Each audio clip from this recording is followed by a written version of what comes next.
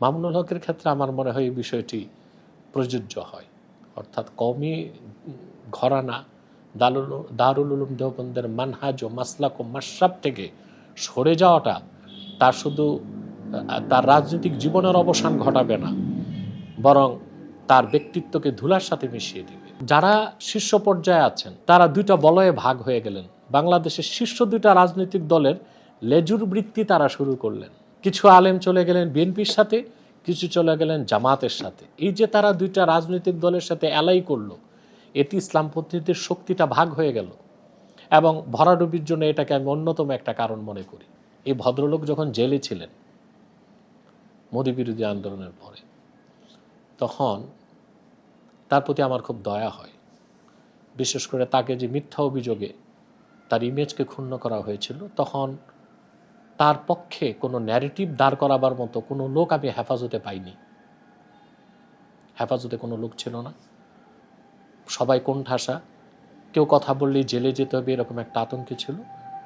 কিন্তু আমি সে সময় এনটিভি এক্সক্লুসিভ, যেটা ইউরোপ থেকে প্রচার হয়, সেখানে সাক্ষাৎকারে তার বিয়ের বিষয়টাকে ব্যাখ্যা করেছিলাম এবং তার পক্ষে যতটুক দলিল আদিল্লা দিয়ে কথা উপস্থাপন করা দরকার আমি করেছিলাম। এবং সর্বপ্রথম আমি হাসিনা সরকারের কাছে তার মুক্তির ব্যাপারে জোরালো দাবি জানিয়েছিলাম।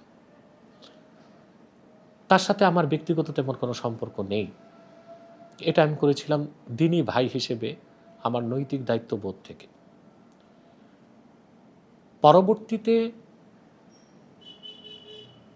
5ই আগস্টের পরে তার যে রাজনৈতিক ভূমিকা, সেক্ষেত্রে সে খুব একটা সফল বলে আমি মনে করি না। বিশেষ করে জামাতের সাথে এত আতাত বা আটঘাট না বাঁধাই তার উচিত ছিল। তার কারণ হচ্ছে তার অস্তিত্ব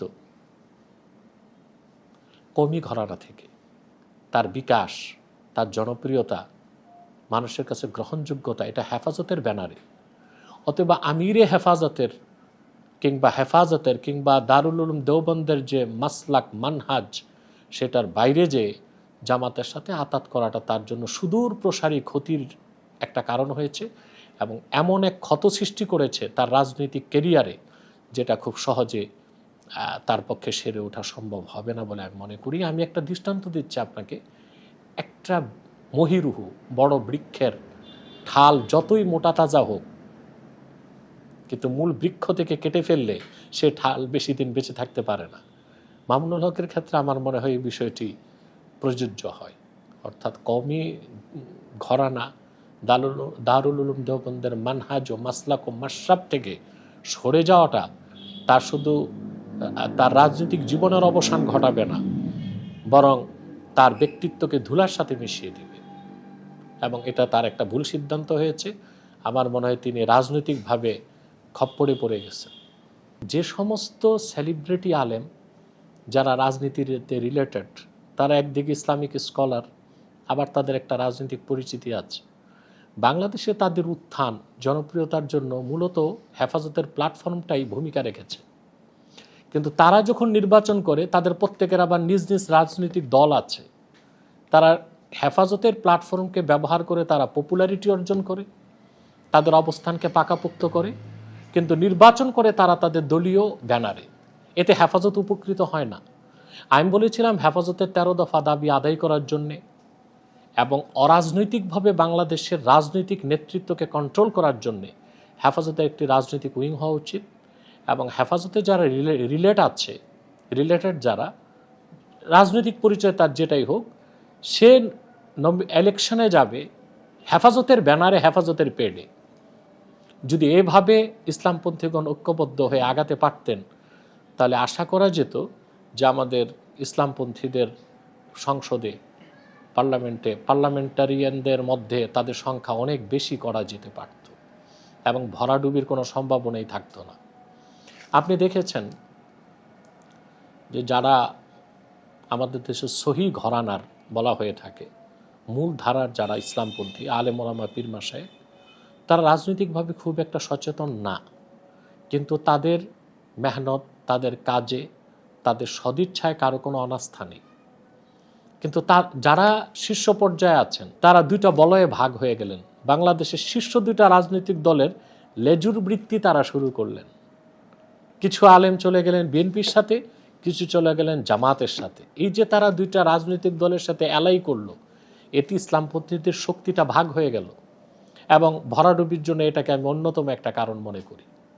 তারা যদি হেফাজতের ব্যানারেই রাজনৈতিক এবং অরাজনৈতিকভাবে একটা প্ল্যাটফর্ম করতে পারতেন, তাহলে আশা করা যেত যে আমরা আমাদের কাঙ্ক্ষিত লক্ষ্যে অনেকাংশে পৌঁছতে পারতাম।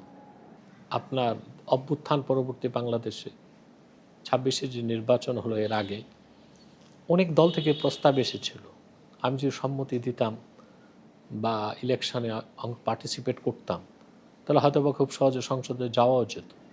কিন্তু এখানে একটা বড় বিষয় হচ্ছে যে এই ডেমোক্রেসিকে বা পশ্চিমা বিশ্ব ব্যবস্থার অধীন এই রাজনীতিটাকে আমি বিশ্বাস করি না।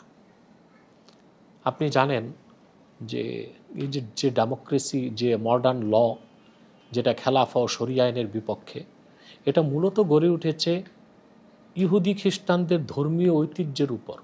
এটা বারাক ওবামা তার এক বক্তব্যে বলেছে যে our law and civilisation grounded on Jew Christian tradition, যা আমাদের এই রাজনৈতিক সভ্যতা, আমাদের আইনকানুন ইহুদি খ্রিস্টান ঐতিহ্যের উপর গড়ে উঠেছে।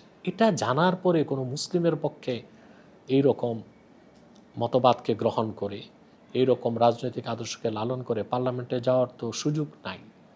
দ্বিতীয় হচ্ছে, আমি খেলাফার পক্ষে একজন প্রচারক, অথবা যে ন্যারেটিভটা আমি প্রচার করছি সারা দেশে খেলাফার পক্ষে, আমি নিজেই যদি ডেমোক্রেসিতে নৌকায় উঠি, ডেমোক্রেসিকে গ্রহণ করে সংসদে যাই, তো খেলাফার আদর্শে বিশ্বাসী মানুষগুলো আহত হবে এবং তারা নিরাশ হবে।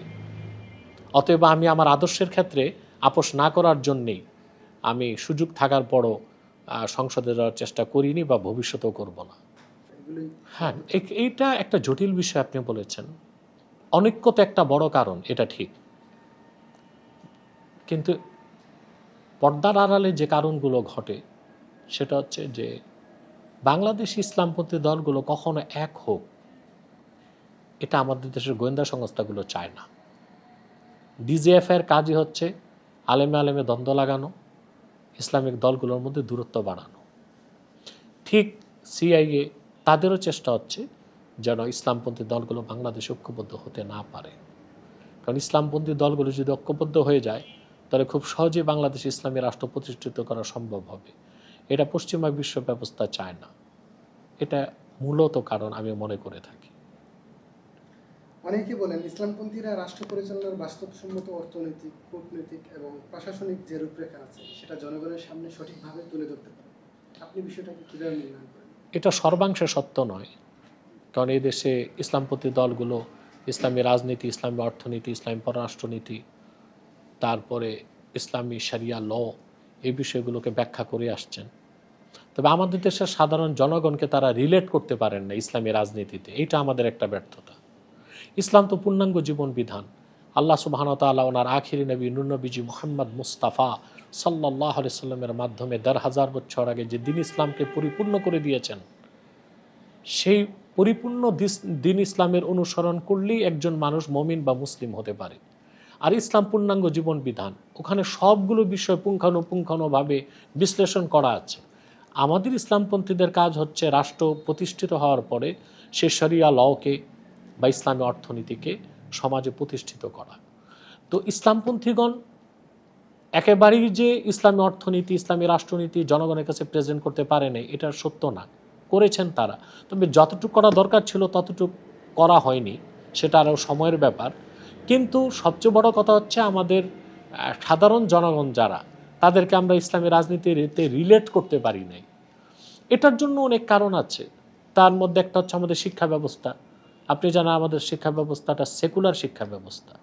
এখন সেকুলার শিক্ষা ব্যবস্থায় যে পড়াশোনা করেছে সে তো ইসলামী রাষ্ট্রনীতি, ইসলামী রাজনীতি, ইসলামী অর্থনীতি, ইসলামী পররাষ্ট্রনীতি সম্পর্কে তার কোনো ধারণাই নেই। সে সম্পূর্ণভাবে গড়ে উঠেছে পশ্চিমাদের ধ্যান ধারণা ও মন মানসিকতা যেরকম, সেই রকম মন মানসিকতা নিয়ে। অতএব রাষ্ট্র যেখানে সেকুলার শিক্ষাকে পৃষ্ঠপোষকতা করছে, সেখানে অরাজনৈতিকভাবে বা রাষ্ট্র কাঠামোর বাইরে থেকে ইসলামপন্থীদের পক্ষে আসলে ইসলামের মৌলিক শিক্ষাটা ইসলামের রাজনৈতিক দর্শন কি, পররাষ্ট্রনীতি কি, অর্থনীতি কি, এটা মানুষের কাছে ব্যাপকভাবে পৌঁছে দেওয়া সম্ভব না। এটা মূলত ইসলামপন্থীগণ রাষ্ট্র ক্ষমতায় আসার পরে তারপরে সম্ভব হবে।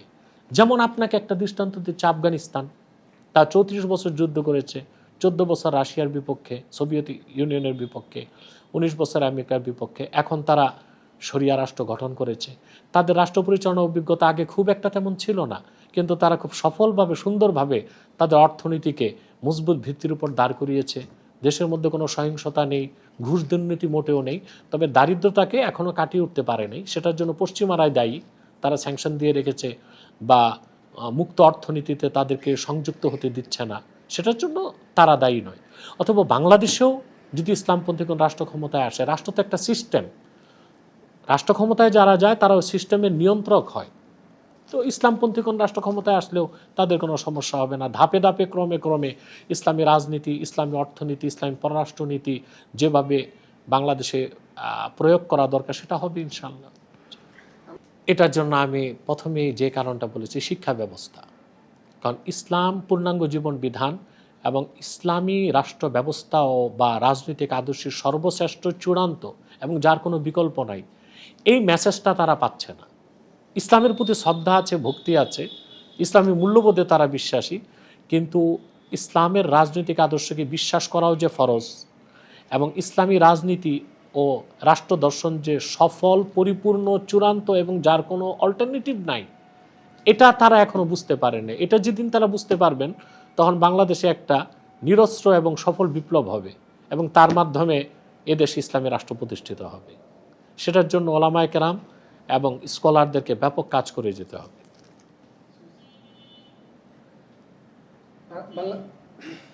বাংলাদেশের ইসলাম নিয়ে সবচেয়ে বড় ভুল ধারণা কোনটি বলে?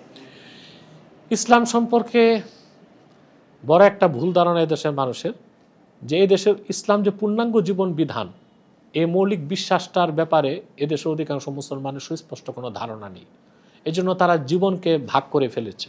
নামাজ, রোজা, হজ, যাকাত এটা ইসলামের তরিকায়, কিন্তু তাদের ব্যক্তি জীবন, সমাজ জীবন, সাংস্কৃতিক জীবন, রাষ্ট্রীয় জীবনে তারা সেকুলারদের আদর্শকে অনুসরণ করছে। এই যে ইসলাম সম্পর্কে না জানা, ইসলাম সম্পর্কে এটা একটা বড় ভুল ধারণা তাদের, আমি মনে করে থাকি। ভুল ধারণাটা শুধু তাদের নয়, আমাদের অনেক শিক্ষিত রাজনীতিবিদ, এমনকি ইসলামপন্থীদের মধ্যেও কিছু গলত ধারণা আছে ইসলাম সম্পর্কে। যেমন ইসলামের কিছু ভার্সন তারা করতে চায়, পলিটিক্যাল ইসলাম, রেডিক্যাল ইসলাম, সুফিবাদী ইসলাম। ইসলামের কোনো ভার্সন নেই, ইসলাম পূর্ণাঙ্গ জীবন বিধান। ইসলামী পলিটিক্স পূর্ণাঙ্গ ইসলামের একটা অংশ, জিহাদ ফি সাবিলিল্লাহ পূর্ণাঙ্গ ইসলামের একটা অংশ, তরিকত তাসাউফ পূর্ণাঙ্গ ইসলামের একটা অংশ, কিন্তু কোনো ভার্সন করার সুযোগ নেই। বাংলাদেশের সংখ্যালঘু নাগরিকদের অধিকার ও নিরাপত্তা নিয়ে ইসলামপন্থীদের কি ধরনের অবস্থান হওয়া উচিত? এই ক্ষেত্রে ইসলামপন্থীদের অবস্থান হওয়া উচিত নিজের ঈমান রক্ষা করে তারপর পদক্ষেপ নেওয়া। আমরা দেখেছি যে ইসলামপন্থীগণ কিছু শিথিলতাকে গ্রহণ করছে, এটা একেবারেই আমার মনোপুত হয়নি। যেমন 5ই আগস্টের পরে হিন্দুদের বিভিন্ন মন্দিরে হামলা হয়েছে, আমরা দেখেছি হামলাগুলো করেছে হিন্দুরাই, বা পার্শ্ববর্তী রাষ্ট্রের গোয়েন্দা সংস্থার তত্ত্বাবধানে এটা হয়েছে, কিংবা পতিত শক্তি এই কাজগুলো করেছিল।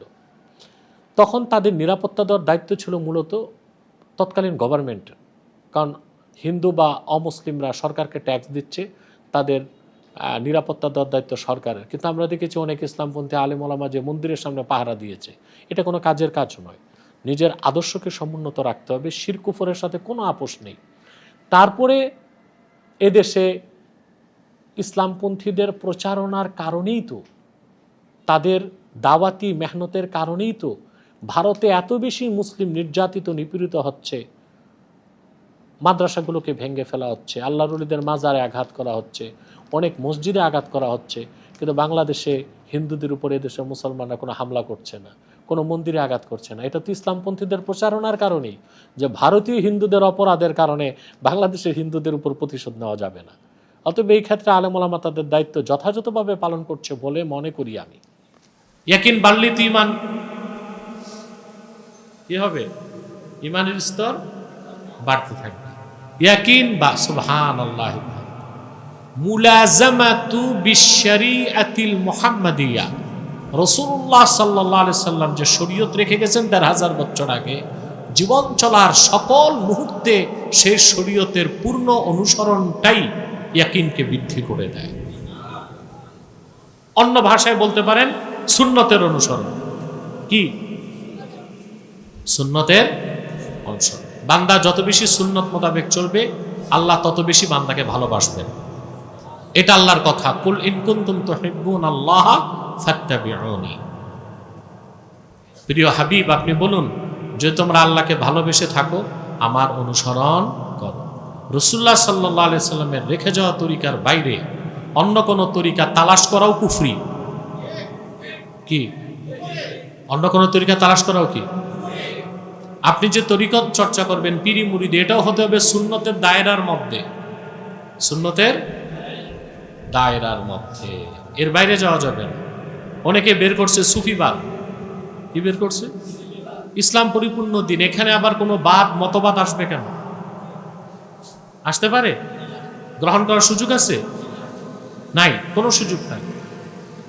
আল্লাহ তাআলা বলেন ইউহিব্বুকুমুল্লাহ, আল্লাহর হাবিব বলেছেন আল্লাহর ভাষায়, আমার অনুসরণ করো, আল্লাহ তোমাদেরকে ভালোবাসবেন। ওয়া ইয়াগফির লাকুম যুনুবাকুম, তোমাদের গুনাহগুলোকে মাফ করে দিবেন। ওয়াল্লাহু গফুরুর রহিম, আল্লাহ তাআলা হচ্ছেন ক্ষমাশীল, আল্লাহ তাআলা হচ্ছেন অতীব দয়ালু। রাসূলুল্লাহ সাল্লাল্লাহু আলাইহি সাল্লামের সুন্নতের হাকিকত আমাদের অধিকাংশ মানুষের জানা নাই। এর জন্য আমরা অনেক সময় সুন্নতকে বেদাত মনে করি, বেদাতকে সুন্নত মনে করি। এটা আরেকটা গুমরাহি, এটা আরেকটা গুমরাহি। বিদাতের মধ্যে সবচেয়ে নিকৃষ্ট হচ্ছে ফিসফিল এতেকাদ, আকীদাগত বেদাতটা হচ্ছে সবচেয়ে নিকৃষ্ট বেদাত, সবচেয়ে নিকৃষ্ট বেদাত, আকীদাগত বেদাত। হাদিসে যত জায়গায় আসছে বেদাতির কঠিন শাস্তি, ওটা বেদাত ফিল আমাল থেকে বেশি প্রযোজ্য বেদাত ফিল এতেকাদ, আকীদাগত বেদাত। এখন দেশে যারা বেদাতের বিরুদ্ধে কথা বলে, যেমন লা মাযহাবি আহলে হাদিস, ঠিক না? দেখা যায় এরা বেদাতের বিরুদ্ধে সবচেয়ে কঠিন, কিন্তু এদের নেতা ইবনু তাইমিয়াই বেদাত ফিল এতেকাদ তৈরি করে গেছে। ইবনু তাইমিয়া ফতোয়া দিয়েছে নিয়ত করে হযরত ইব্রাহিম খলিলের রওজা জিয়ারতের উদ্দেশ্যে ফিলিস্তিন যাওয়া বেদাত। এমনকি এটাও বলেছে যে আল্লাহর হাবিব সাল্লাল্লাহু আলাইহি সাল্লামের জান্নাতুল ফেরদাউস রওজা মুবারক জিয়ারতের উদ্দেশ্যে যাওয়া বেদাত। মাআযাল্লাহ, যেতে হবে মসজিদ নববীতে নামাজ পড়ার নিয়তে। খোদার কসম, ইবনে তাইমিয়ার আগে পৃথিবীর কোনো আলেম এরকম কথা লেখেন নাই। এই যে বেদাত, একটা বেদাতের আকীদা ইবনে তাইমিয়া শুরু করে। ইবনে তাইমিয়ার আকীদা ছিল আল্লাহ তাআলা মুজাসসাম, আকার বিশিষ্ট। এটা অত্যন্ত জঘন্য বেদাতি আকীদা, এবং ইবনে তাইমিয়ার আগে পৃথিবীর কোন আলেম আল্লাহ তাআলা মুজাসসাম এই কথা বলেন নাই, কারণ এই আকীদাটা ইহুদিরা রাখত। ওয়ামিনান নাসি মান ইয়াকুলু আমান্না বিল্লাহি ওয়া বিল ইয়াউমিল আখির ওয়া মা হুম বিমুমিনিন। এই আয়াতের ব্যাখ্যা ইমাম রাজি লিখেছেন, ইহুদিদের বিশ্বাস ছিল আল্লাহর আকার আছে। দামেস্কের জামে মসজিদ ইবনে তাইমিয়া খুতবা দিচ্ছিল। দামেস্কের জামে মসজিদের মিম্বর থেকে নামতেছে আর সে বলতেছে, ইন্নাল্লাহা ইয়ানজিলু মিনাস সামা কামা আনজিলু মিন হাযিহিল মানাবির। আমি এই মিম্বর থেকে যেভাবে নামতেছি, আল্লাহ এইভাবে শেষ রাতে প্রথম আকাশে নামেন। নাউযুবিল্লাহ, লাইসা কামিসলিহি শাই, আল্লাহর কোনো কিছুর কোনো তুলনা নাই। তারপর দামেস্কের জামে মসজিদে ইবনে তাইমিয়াকে পিটানো হয়েছে, তাকে তওবার সুযোগ দেওয়া হয়েছে। সে মিশর পালিয়ে গেছিল, আবার সে তার আকীদা প্রচার করছে, আবার তাকে ধরা হয়েছে। দ্বিতীয়বার তাকে দামেস্কের জামে মসজিদের সেহেনে কতল করা হয়েছে। এই মতটা আবুল হাসান নদভী রহমতুল্লাহ তারিখে দাওয়াত ও আজিমতের মধ্যে উল্লেখ করেছেন। একটা মত এটাও পাওয়া যায়। তো আশ্চর্যের বিষয়, এই আহলে হাদিসরা যারা ইবনে তাইমিয়াকে মানে প্রথম ইমাম, ইবনে আব্দুল ওয়াহাব নজদীকে দ্বিতীয় ইমাম, নাসিরউদ্দিন আলবানীকে তৃতীয় ইমাম, এরা বেদাতের বিরুদ্ধে কথা বলে, অথচ এদের রয়েছে কি বেদাত ফিল এতেকাদ, আকীদায় বেদাত। আর যাদের আকীদায় বেদাত থাকবে তারা ইসলামের গণ্ডিতে আর থাকতে পারে না। 72টা ফেরকা যারা ইসলাম থেকে খারিজ, তাদের আমলের বেদাত ধর্তব্য না, তাদের প্রত্যেকের বেদাত হচ্ছে বেদাত ফিল ইতিকাদ, আকীদায় বেদাত। এটা বুঝতে হবে, তাদের বেদাত হচ্ছে কিসে? আকীদায় বেদাত। আমাদের মাসলাক সৈয়দ আহমদ বেরেলী রহমতুল্লাহর মাসলাক, কারামতুল জৌনপুরি ওলামায়ে দেওবন্দ, তাদের মাসলাকে অনেক কাজ আছে যেটার সম্পর্ক তরিকত তাসাউফের সাথে, ইহসানের সাথে, মারিফতের সাথে। না বুঝে অনেকে এগুলোকে বেদাত মনে করে, তার মানে সে সুন্নাত সম্পর্কে জ্ঞান রাখে না। কিছু আমল আছে যার সম্পর্ক মারিফতের সাথে, তাসাউফের সাথে, তরিকতের সাথে, ইহসানের সাথে। ইসলাম তো তিনটা জিনিসের সমষ্টি, ঈমান, ইসলাম, ইহসান। কিছু কাজের সম্পর্ক কিসের সাথে? ইহসানের সাথে। কিসের সাথে? যেমন আমি একটা দৃষ্টান্ত দিচ্ছি। ইমাম মালিক রহমতুল্লাহর কাছে কেউ যখন যেতেন, মদিনাতুল মুনাওয়ারাতেই মসজিদ নববী থেকে একটু দূরে ওনার বাড়ি ছিল। ওনাকে বলা হয় ইমাম ও দারিল হিজরা। কেউ ওনার কাছে যদি যেতেন তো ছোট একটা মেয়ে উনি পাঠাতেন আগে। তো মেয়ে যে জিজ্ঞেস করত যে ইমাম জিজ্ঞেস করেছেন আপনি কেন এসেছেন, বলে একটা মাসালা জানো। তাৎক্ষণিক ইমাম মালিক বের হয়ে আসতেন, উত্তর দিয়ে দিতেন। যদি কেউ বলতো একটা হাদিস রাবায়াতের জন্য আসছি, ইমাম মালিক বের হতেন না, গোসল করতেন, নতুন কাপড় পরতেন, পাগড়ি পরতেন, পাগড়ির উপরে খেমার রুমাল লাগাতেন, বাহুর জ্বালাতেন, তারপরে সে হাদিস রাবায়াত করতেন।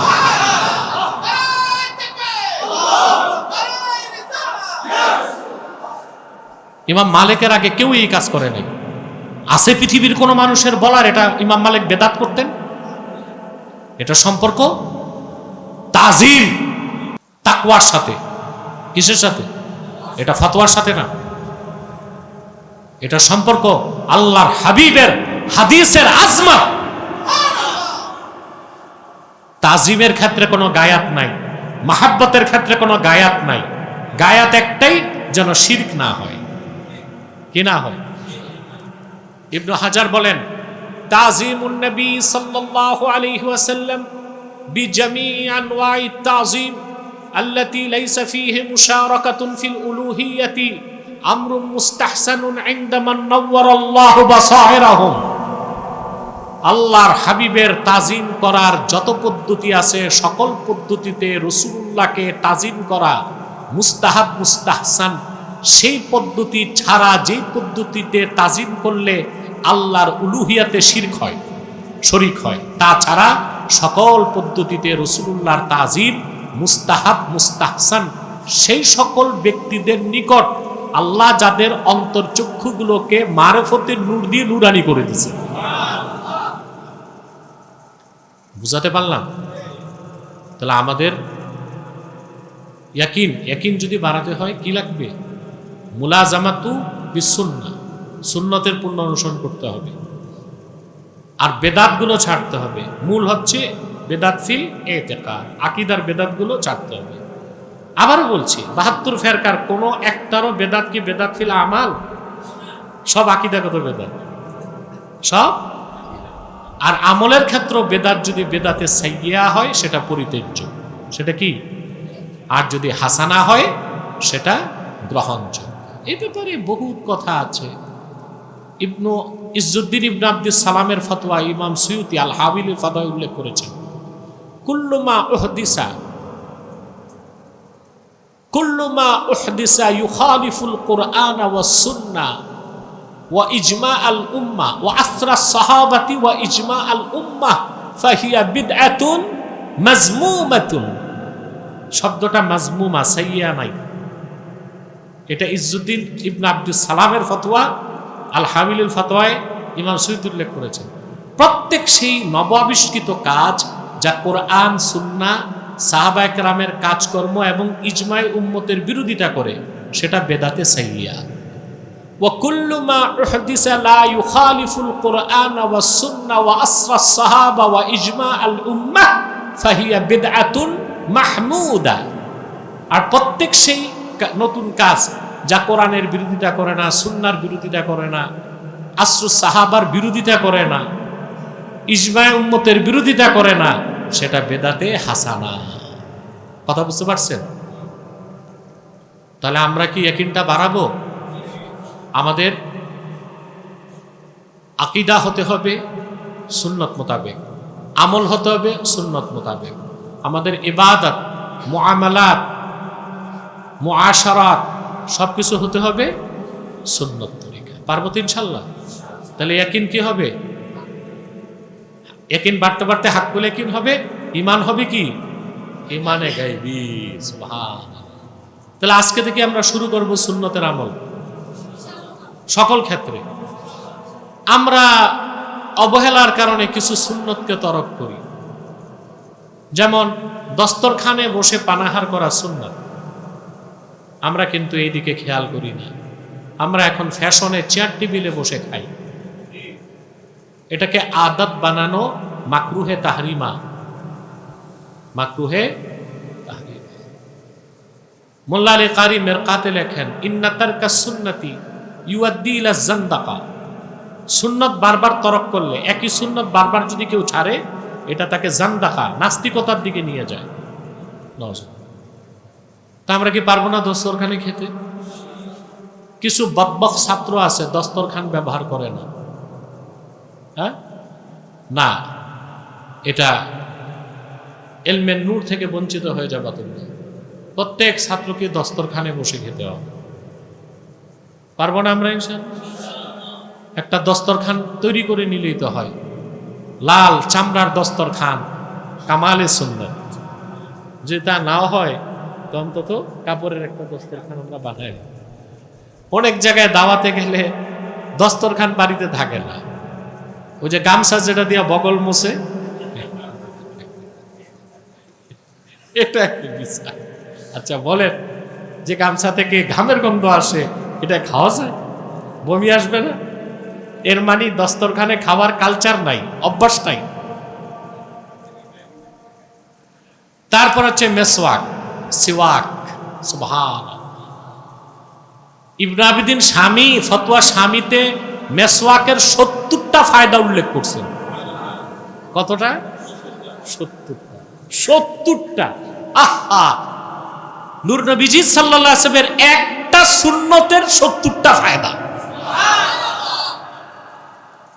আমরা ব্রাশ করি, কিন্তু মেসওয়াক কি সাথে রাখা যায় না?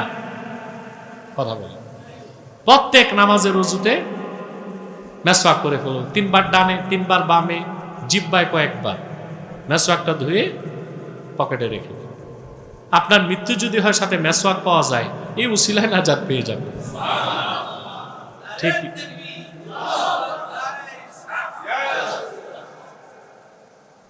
আমাদের অনেকের পকেটে মেসওয়াক পাওয়া যায় না, কিন্তু ভ্যানসন সিগারেটের প্যাকেট ঠিকই আছে।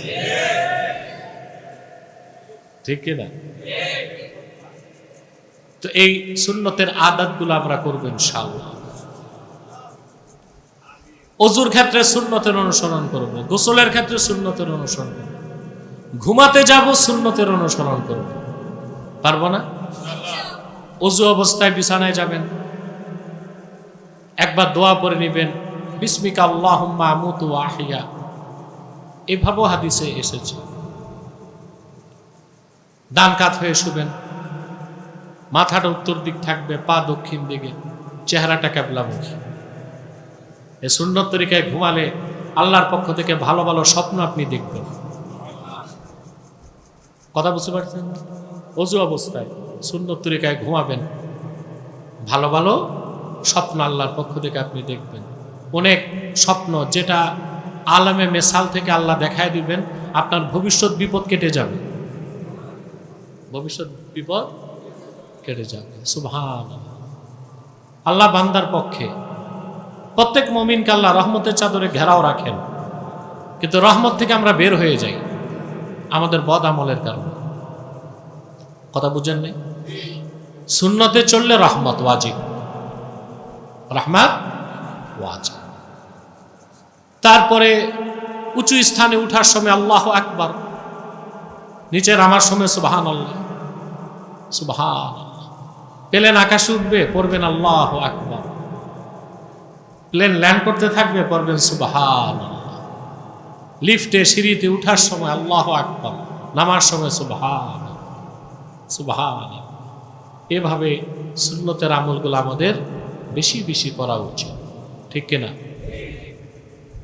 মানুষ সাক্ষাৎ হবে, হাসি মুখে কথা বলবেন, কুশল বিনিময় করবেন, আর মানুষকে ভালো নসিহা করবেন, এটাও সুন্নতের আমল।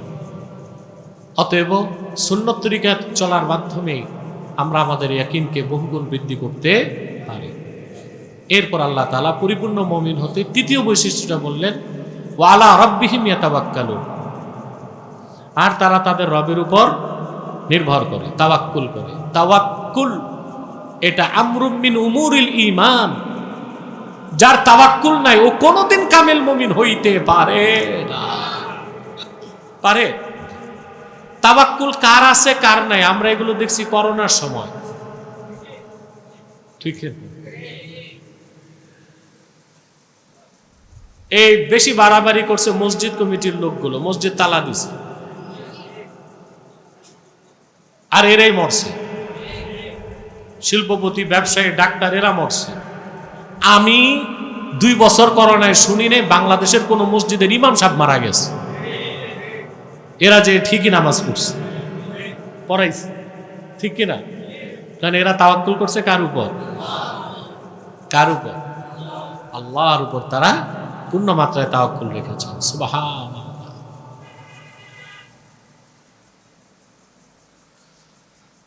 আল্লাহর উপর তাওয়াক্কুল ছাড়া কখনো ঈমান পরিপূর্ণ হতে, আল্লাহ মাঝে মধ্যে পরীক্ষা নেন আল্লাহর উপর তাওয়াক্কুল আছে কিনা। এর জন্য বিপদে আপদে মুমিন মুসলমান হাই হুতাশ না করে 2টা আমল করে। কয়টা আমল? বেশি দরুদ সালাম পড়ে আর নামাজে দাঁড়ায় যায়। সে যখন দরুদ সালাম পড়বে আর নামাজে দাঁড়ায় যাবে, আল্লাহ তাআলা আসমানের দরজাগুলো খুলে দেন, বৃষ্টির মতো রহমত বর্ষিত।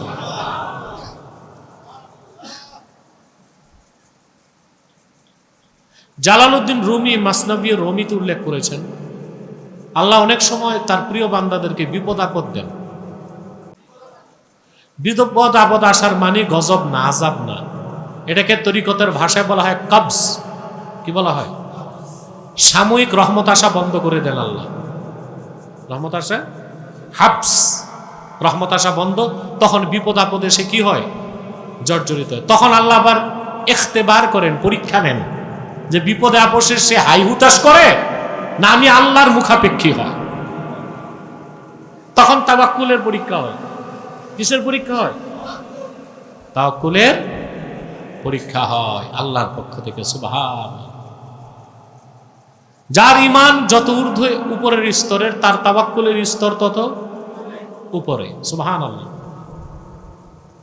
দেখুন, আবু দাউদ শরীফের হাদিস, রাসূলুল্লাহ সাল্লাল্লাহু আলাইহি ওয়াসাল্লামের কাছে এক সাহাবী আসলেন, এসে বলেন, ইয়া রাসূলুল্লাহ সাল্লাল্লাহু আলাইহি ওয়াসাল্লাম, আমি আমার উট বাঁধি নাই, আল্লাহর উপর তাওয়াক্কুল করেছি। আল্লাহর হাবিব সাল্লাল্লাহু আলাইহি ওয়াসাল্লাম বললেন, উট বাঁধো, তারপর তাওয়াক্কুল করো। কারণ রাসূলুল্লাহ সাল্লাল্লাহু আলাইহি ওয়াসাল্লাম জানতেন ওই সাহাবীর ঈমানের উপর উসুক তত মজবুত না। আবার অন্যান্য সাহাবায়ে কেরামকে রাসূলুল্লাহ সাল্লাল্লাহু আলাইহি ওয়াসাল্লাম শিক্ষা দিয়েছেন তাওয়াক্কুলের চূড়ান্ত স্তর। সাহাবায়ে কেরামকে আল্লাহ রাসূল সাল্লাল্লাহু আলাইহি ওয়াসাল্লাম বলেছেন, লাউ আন্নাকুম তাওয়াক্কালতুম আলাল্লাহি হাক্কা তাওয়াক্কুলিহি লা রাযাকাকুম কামা ইয়ারযুকুত তায়র। তোমরা যদি আল্লাহর উপর যেরকম তাওয়াক্কুল করা দরকার হক আদায় করে তাওয়াক্কুল করতে পারতে, আল্লাহ যেভাবে পাখিকে রিজিক দেন তোমাদের ওইভাবে রিজিক দিতেন। তাকদু খিমাসাও ওয়া তারুহু বিতানা। পাখিগুলো খালি পেট বেরিয়ে যায়, সন্ধ্যায় পেট ভর্তি করে বাড়ি ফিরে আসে। সুবহানাল্লাহ। এখানে রাসূলুল্লাহ সাল্লাল্লাহু আলাইহি ওয়াসাল্লাম পাখির কথা কেন বললেন? প্রশ্ন আসে। আপনারা তো বাঙালি, চড়ুই পাখি, দোয়েল পাখি ছাড়া আর বড় পাখি দেখছেন কি? দেখছেন? পৃথিবীতে এমন বড় বড় পাখি আছে, ঈগল, ঈগল। ইউরোপ আমেরিকায় এমন, আফ্রিকাতে ঈগল আছে অন্তত 10 থেকে 16 কেজি ওজনের ছাগল ধরে উড়ে নিয়ে যেতে পারে। এত বড় বড় পাখি আছে। এ কোনো পাখি রিজিককে সঞ্চয় করে না। আল্লাহর উপর তাওয়াক্কুল করে থাকে। সুবহানাল্লাহ। কার উপর তাওয়াক্কুল করে? একটা বাঘ হরিণ শিকার করলে কিছুটা রেখে দেয় বাচ্চাদের জন্য। ক্ষুদ্র পিঁপড়া 6 মাসের রিজিক জমা করে, দেখেন না? কয় মাসের? পুরা বর্ষাকালের রিজিক সে নিয়ে গুদামে স্টোর করে রেখে দেয়। কিন্তু পাখি ব্যতিক্রম, সে সকালে খাবার পেলে বিকালের খাবারের চিন্তা করে না, বিকালে খাবার খেলে পরের দিন কি খাবে এই চিন্তা করে না, পুরোটাই সে তাওয়াক্কুল করে কার উপর? সুবহান। তাফসিরে নাঈমিতে আহমদ ইয়ার খান নাঈমি একটা সুন্দর কথা লিখেছেন। সূরা ফাতিহার তাফসীর করতে চান। কাক যখন ডিম থেকে বাচ্চা হয়, কাকের বাচ্চা, বুঝেন না? এগুলো অন্ধ হয়, অন্ধ, কিছু দেখে না। এখন কাকের আবার বদ অভ্যাস, বাচ্চা কাচ্চার খোঁজ খবর কম রাখে, নিজের খাবার ধান্দায় বেশি থাকে কাক। এখন কাকের ছোট্ট বাচ্চাটা, ওইটা রিজিকের দায়িত্ব তো আল্লাহ নিজের হাতেই রাখছেন। রিজিক পায় কি করে? আল্লাহর হুকুমে ছোট্ট কাকের বাচ্চার দেহ থেকে এক ধরনের লাশা বের হয়। তখন মাছি যেয়ে বসে, যে মাছি বসলো ধরা খেয়ে গেল। বুঝেন নাই? মাছিগুলো মরে পড়ে যায়, কাকের বাচ্চা টুকুর টুকুর করে খায়। কিভাবে আল্লাহ তাআলা রিজিকের বন্দোবস্ত করে দেন! সুবহান। কারণ কাক তো তার বাচ্চার জন্য খাবার দাবার নিজের চিন্তায় অস্থির। তাহলে আমরাও যদি আল্লাহ তাআলার উপর যেভাবে তাওয়াক্কুল করা দরকার করতে পারতাম, আল্লাহ তাআলা আমাদেরকে পাখির মতো রিজিক দিতেন। সুবহান। আল্লাহর উপর তাওয়াক্কুল করব। আল্লাযীনা ইউকিমুনাস সালাতা ওয়া মিম্মা রাযাকনাহুম ইউনফিকুন। চতুর্থ গুণ, তারা 5 ওয়াক্ত নামাজ আদায় করে। নামাজ। এখন আসেন, শুরু হলো ঈমান দিয়ে। কি দিয়ে? কোয়ালিটি সম্পূর্ণ পরিপূর্ণ ঈমানদার যে সালাত আদায় করবে, ওই সালাত বা নামাজ হবে হুজুরি কলবের সাথে, খুজুর সাথে। কিসের সাথে? পরিপূর্ণ খুশু এবং খুজুর সাথে। সুবহানাল্লাহ। রাসূলুল্লাহর উম্মতের কামিল ঈমানদার তারা যখন নামাজে দাঁড়ায়, নামাজ চলাকালীন আল্লাহর পক্ষ থেকে তাদের কাছে ইলহাম হয়। কি হয়? হাদিয়া বাঙ্গাল শাহ কারামত আলী জনপুরি রাহমাতুল্লাহি আলাইহি যখন প্রথম অবস্থায় ঢুকলেন বাংলাদেশে, এটা 1825 সালের কথা। 1800 দাওয়াতি কাজ শুরু করলেন। আপনারা জানেন ওনার হাতে 2 কোটি লোক মুসলমান হয়েছে। উনি যখন ঢুকলেন, ওনার মুরিদের সংখ্যা 1 লক্ষ হয়ে গেছে, কিন্তু কাউকে তিনি খেলাফত দিতে পারতেছেন না। অর্থাৎ তাওয়াজ্জু ফয়েজ কেউ নিচ্ছে না। কারণ তাওয়াজ্জু ফয়েজ ছাড়া কাউকে তো খেলাফত দিতে পারেন না। পারেন?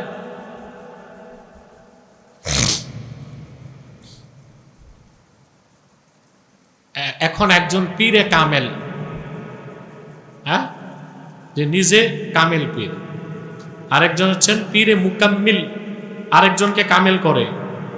সুবহানাল্লাহ। আমাদের দেশে পাইকারি সব পীরে মোকাম্মেল, মোকাম্মাল, পীরে কামেলের তো অভাব নেই দেশে। আওয়ারিফুল মাআরিফে 4 ভাগ করছেন ইমাম সোহরাওয়ার্দী রহমতুল্লাহ। কয় ভাগ? প্রথম হচ্ছে সালেক মুজাররাদ, যে নিজে আল্লাহর ওলি হয়ে যায়। আরেক প্রকার মাজজুব মুজাররাদ, যে ব্যক্তি সুলুকের পথে চলতে চলতে গন্তব্যে পৌঁছে যায়, তারপর আল্লাহ তাকে নিস্তার দেন। কি দেন? মাজজুব। দেখেন না, যাদেরকে মজ্জুব বলেন আপনারা, এই মাজজুব, এই লোকটা কামিয়াব হয়ে গেছে, এখন সামনে চলতে গেলে তার দুর্ঘটনা আছে। কি আছে? আল্লাহ তাকে, তার মেহনতটাকে কবুল করে নেন, তাকে মাজজুব বানায় দেন। তখন সে দেখবেন একদিকে নামাজ হচ্ছে আর সে মসজিদের দরজায় বসে হাসতেছে। কি করতেছে? হাসতেছে। মাঝে মধ্যে বিড়ি টিড়িও টানতে পারে। পোশাক আশাকের ঠিক নাই, এরা মাজজুব হয়ে যায়। আরেক প্রকার হচ্ছে সালেক, যিনি মুরিদ থেকে মুরাদ হয়ে যান।